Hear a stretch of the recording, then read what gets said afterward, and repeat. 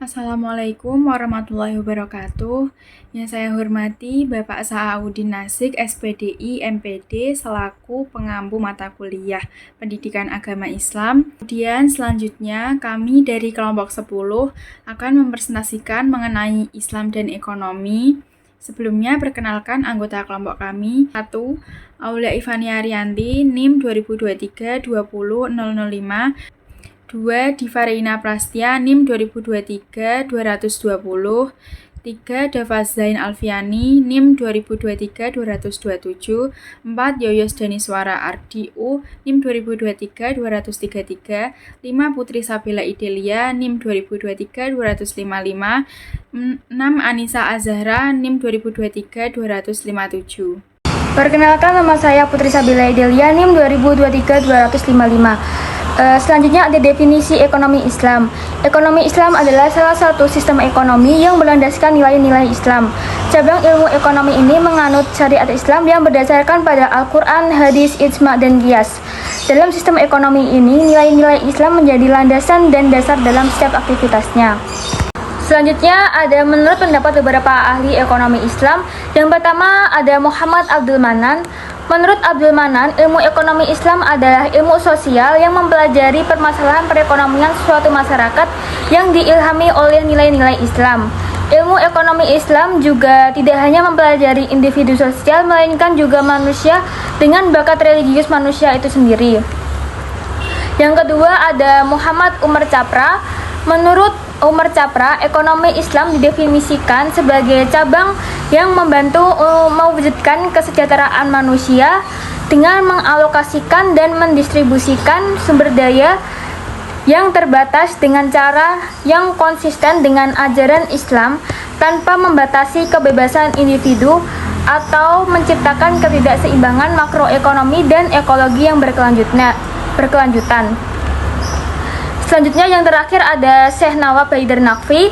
Menurut Syekh Nawab Haidar Naqfi, ilmu ekonomi Islam merupakan kajian tentang perilaku ekonomi orang Islam representatif dalam masyarakat muslim modern. Perkenalkan, nama saya Diva Reina Prastia, NIM 2023 20020. Saya akan menjelaskan tentang tujuan ekonomi Islam. Penerapan ekonomi Islam mempunyai tujuan sebagai berikut. Yang pertama, hal-hal yang harus dilakukan agar masyarakat tidak melanggar ekonomi syariah.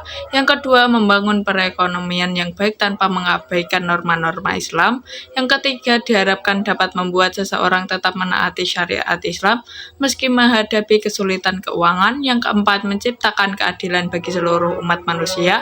Yang kelima, memberikan pelayanan sosial kepada seluruh lapisan masyarakat. Yang keenam, menumbuhkan rasa persaudaraan antara umat manusia karena tidak ada yang menyakiti orang lain. Perkenalkan, saya Anissa Azahra, NIM 2023 257. Karakteristik ekonomi Islam. Ada beberapa hal yang mendorong perlunya karakteristik ekonomi Islam, yaitu yang pertama, memperbaiki kesalahpahaman bahwa ekonomi kapitalis atau menghormati prinsip hak milik dan ekonomi sosialis menghormati kesetaraan dan keadilan tidak bertentangan dengan metode ekonomi Islam. Yang kedua, membantu para ekonom muslim yang telah mengenal teori ekonomi tradisional untuk memahami ekonomi Islam. Yang ketiga, membantu peminat penelitian hukum Islam untuk melakukan penelitian komparatif antara ekonomi Islam dan ekonomi tradisional. Perkenalkan, nama saya Yoyos Daniswara Ardiu, NIM 2023 233. Dasar hukum ekonomi Islam yang pertama ada Al-Quran. Al-Quran adalah kalam Allah Subhanahu wa Ta'ala yang disampaikan kepada Nabi Muhammad SAW secara mutawatir melalui malaikat Jibril dan melalui malaikat. Dan surat Al-Fatihah diakhiri dengan surat An-Nas dan membacanya merupakan ibah. Al-Quran merupakan dasar ekonomi Islam yang abadi dan asli dan merupakan sumber serta rujukan yang pertama syariat Islam karena di dalam terdapat kaidah-kaidah yang bersifat global beserta rinciannya sebagai firman Allah surat An-Nisa ayat 80. Ayat di atas menyatakan bahwa Al-Quran menjelaskan hukum-hukum syariat itu secara keseluruhan karena penjelasan-penjelasan as-sunnah berasal dari Al-Quran. Al-Quran sebagai sumber pokok bagi hukum Islam menjelaskan dasar-dasar hukum, seperti memerintahkan kepada manusia agar memenuhi janji atau perikatan dan menegaskan halal jual beli serta haram riba. Banyak ayat menyebutkan berbagai macam kebutuhan hidup manusia, baik primer maupun sekunder. Kebutuhan pangan yang diindikasikan dengan menyebutkan pemberian rezeki Allah berupa buah-buahan, binatang ternak, ikan laut, air susu, kebutuhan pakaian, dan perumahan. Semua itu merupakan kebutuhan manusia berupa sandang, pangan, dan papan. Yang kedua ada as-sunnah. As-sunnah atau sering disebut dengan al-hadis mempunyai arti yang sama, yaitu segala sesuatu yang disandarkan kepada Nabi Muhammad, baik berupa ucapan, perbuatan maupun takrirnya. Kalaupun ada perbedaan sangat tipis sekali, as-sunnah yaitu segala sesuatu yang disandarkan kepada Nabi Muhammad. Sedangkan al-hadis disandarkan bukan saja kepada Nabi Muhammad, akan tetapi para sahabat Nabi. As-sunnah merupakan sumber hukum kedua setelah Al-Quran. Dasar pokok as-sunnah sebagai sumber hukum sebagai firman Allah surat An-Nisa ayat 59.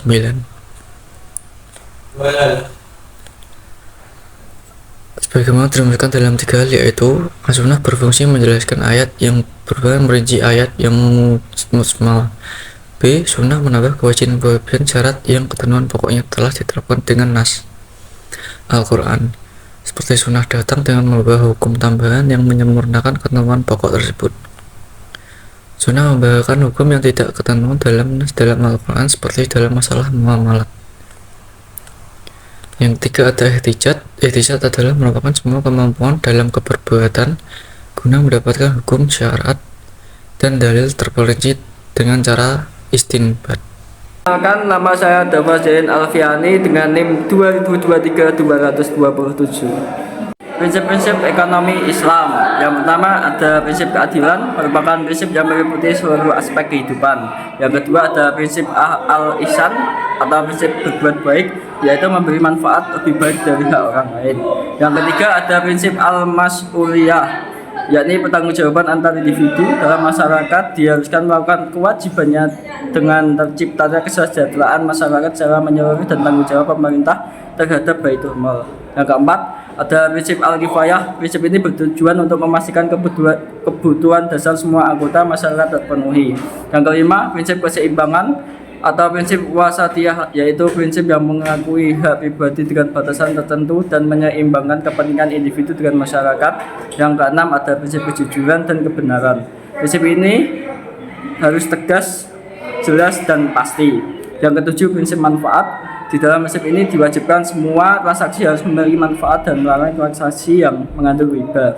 Yang kedelapan, prinsip tidak ada paksaan. Prinsip ini menekankan bahwa setiap orang bebas menentukan akad tanpa paksaan apapun kecuali demi keadilan dan kemaslahatan masyarakat. Perkenalkan, nama saya Aulia Ivani Arianti, NIM 2023-20005. Di sini saya akan mempresentasikan mengenai pandangan Islam terhadap persoalan ekonomi. Pandangan Islam terhadap sistem ekonomi adalah mengenai bagaimana Islam dapat mencapai tujuan syariah, yaitu dapat memenuhi dan mencapai kesejahteraan, serta kehidupannya lebih baik, serta menjunjung tinggi nilai keadilan sosial ekonomi.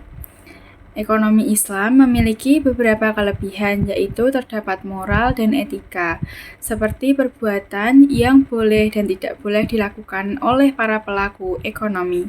Proses distribusi yang menjunjung tinggi nilai keadilan agar tercipta kestabilan dalam masyarakat, bebas dalam mengambil keputusan, sistem pemasukan yang aman karena bertujuan menghilangkan sistem bunga. Oleh karena itu, adanya penerapan ekonomi Islam dapat dijadikan acuan dalam mengatur tata perekonomian di Indonesia dengan tujuan supaya tercipta kemaslahatan dan menghindari kemudaratan. Kesimpulan, terdapat hubungan antara ekonomi dalam pandangan Islam serta perannya dalam meningkatkan sumber daya manusia dan kesejahteraan. Ekonomi merupakan bagian dari ajaran Islam Dan tujuan ekonomi Islam akan terwujud jika ajaran Islam diyakini dan dilaksanakan secara menyeluruh.